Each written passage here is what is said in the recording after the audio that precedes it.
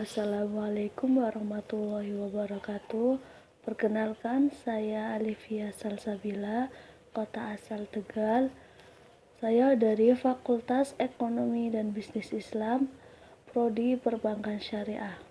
NIM 4221112. Fakultas Ekonomi dan Bisnis Islam, Institut Agama Islam Negeri Pekalongan. Pada tahun 2017 memiliki 4 jurusan, di antaranya S1 Ekonomi Syariah, S1 Perbankan Syariah, S1 Akuntansi Syariah, dan D3 Perbankan Syariah.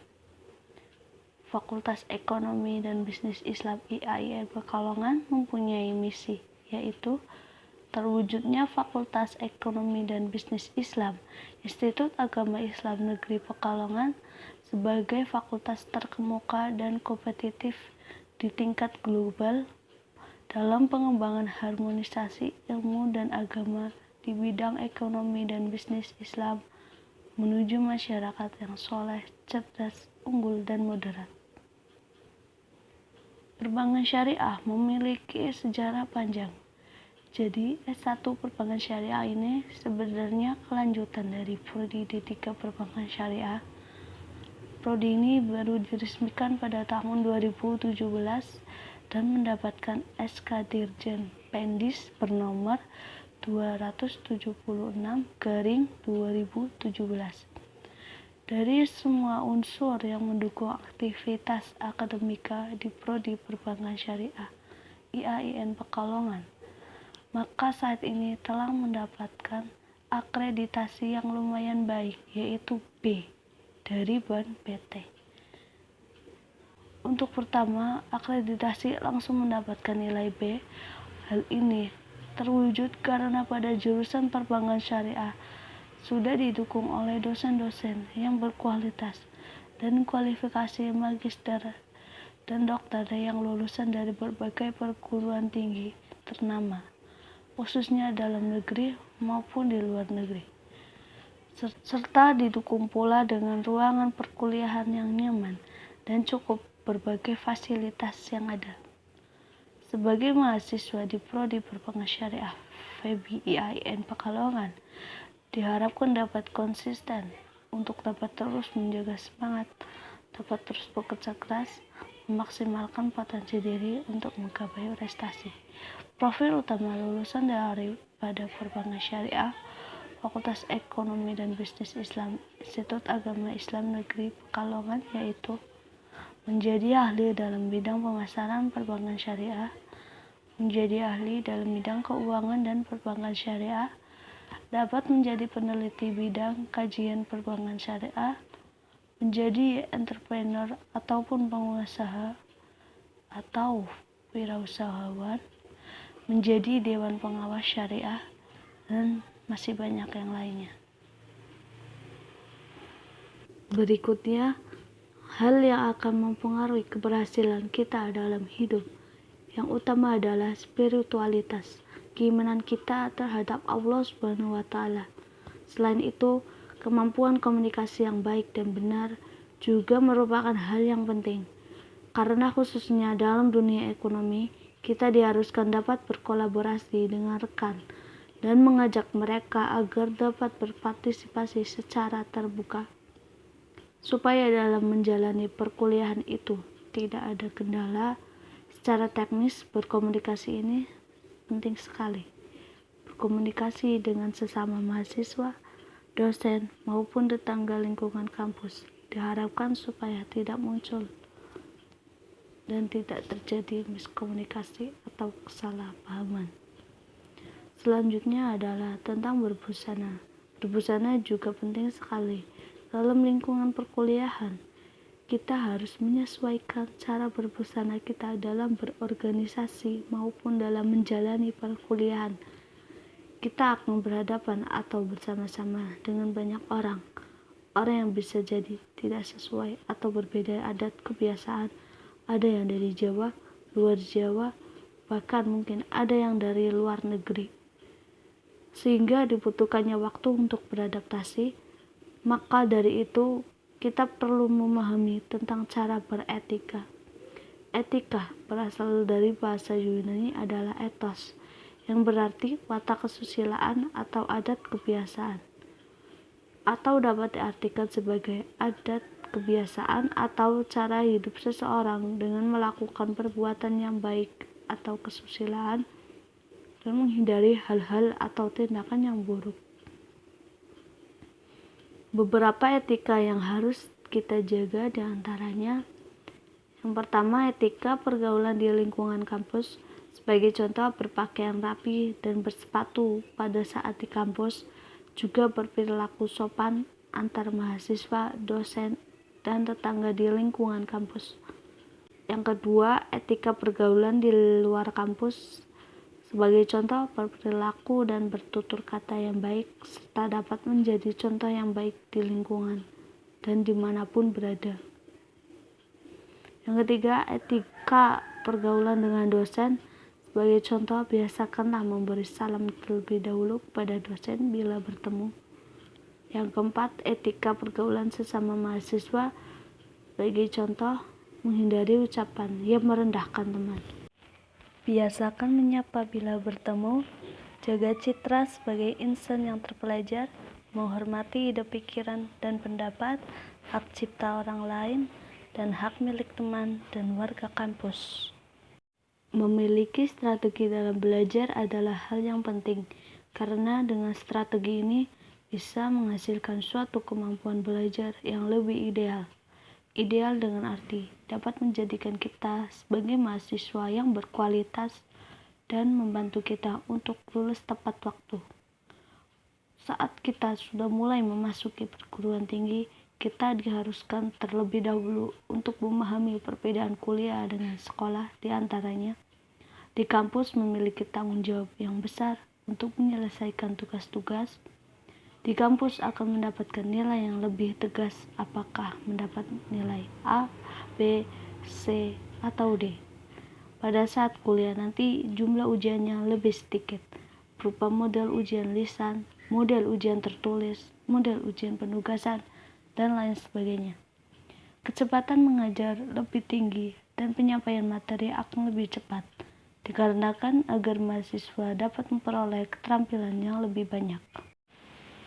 Dari perbedaan-perbedaan tersebut, hal pertama yang bisa dilakukan untuk mensiasati strategi belajar dalam perkuliahan antara lain, strategi belajar visual, dengan cara memahami materi lewat bacaan atau gambar, dan dapat memberi warna pada catatan yang penting.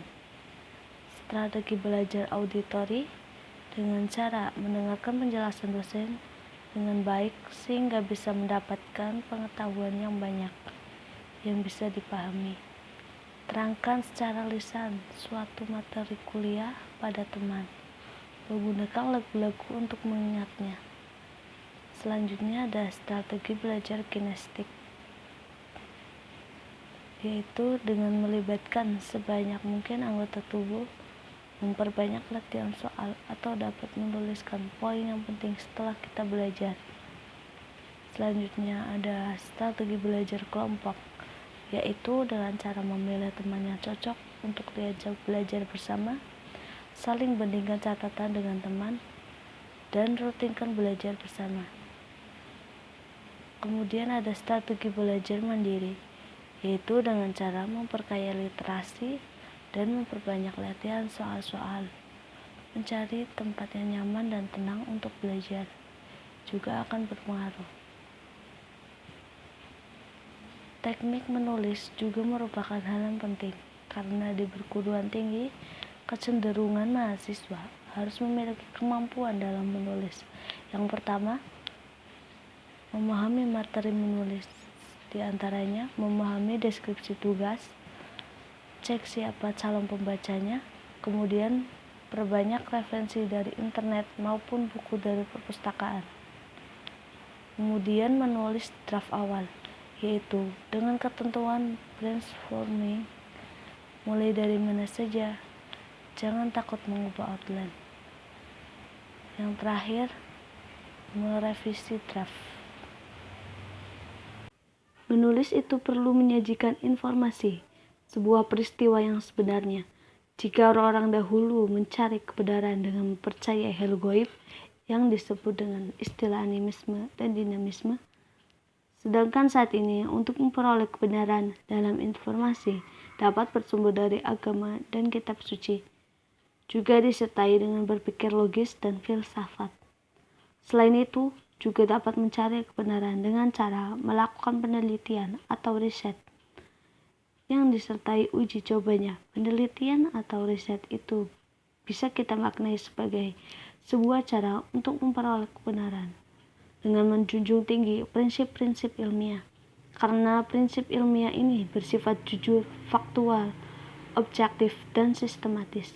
Adapun bentuk-bentuk karya tulis antara lain makalah yang dibuat untuk memenuhi tugas kuliah, yang kedua artikel dibuat untuk memenuhi tugas kuliah yang dipublikasikan, yang ketiga skripsi yang dibuat untuk program sarjana, yang keempat tesis dibuat untuk program magister, yang kelima disertasi dibuat untuk program dokter. Memang sekarang ini sebagai syarat untuk bisa lulus salah satunya adalah menulis artikel yang dipublikasikan pada jurnal. Untuk mendapatkan tulisan yang baik dan benar, maka harus memperhatikan kiat-kiat keterampilan dalam menulis. Yang pertama, rajin berlatih, dan berlatih. Yang kedua, menggunakan reference management, sehingga saat menulis dapat melihat referensi dari sumber-sumber yang sudah tercatat. Yang ketiga, menyajikan karya tulis ilmiah dengan baik, logis, dan sistematis dalam keseluruhan maupun dalam setiap paragrafnya. Yang keempat, menjaga originalitas, menghindari plagiasi dan similarity. Saat menulis karya ilmiah harus dengan integritas, ditulis sendiri, tidak plagiasi. Karena plagiasi itu hal yang penting, maka ada cara untuk menghindarinya, yaitu dengan cara teknik menulis.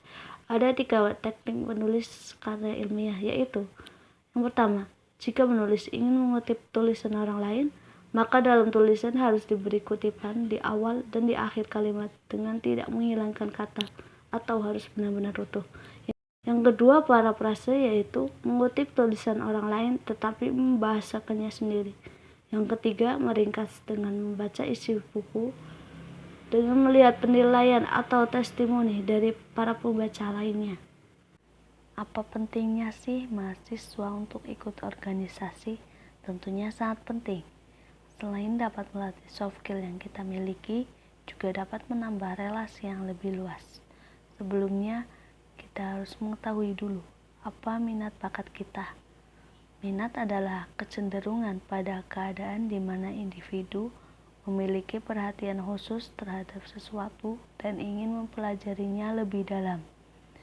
Sedangkan bakat adalah kemampuan atau potensi dasar seseorang dan dimiliki setiap individu. Dari salah satu organisasi yang ada di Institut Agama Islam Negeri Pekalongan ini, saya tertarik dengan HMJ Perbankan Syariah. HMJ Perbankan Syariah memiliki visi dan misi. Visi HMJ Perbankan Syariah terbentuknya mahasiswa yang bertakwa, berakhlakul karimah, berilmu dan berwawasan kebangsaan, serta ikut adil dalam mewujudkan masyarakat adil makmur yang diridhoi Allah Subhanahu wa Ta'ala.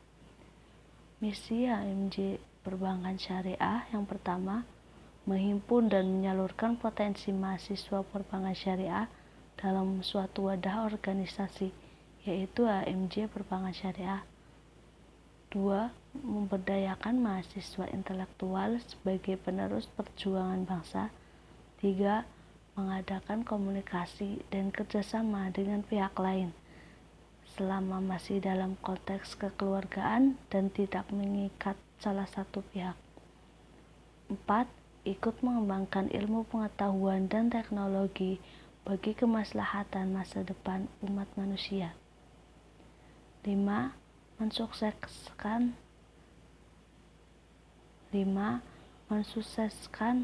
tujuan organisasi dengan menyusun program kerja yang sesuai dengan kondisi masyarakat.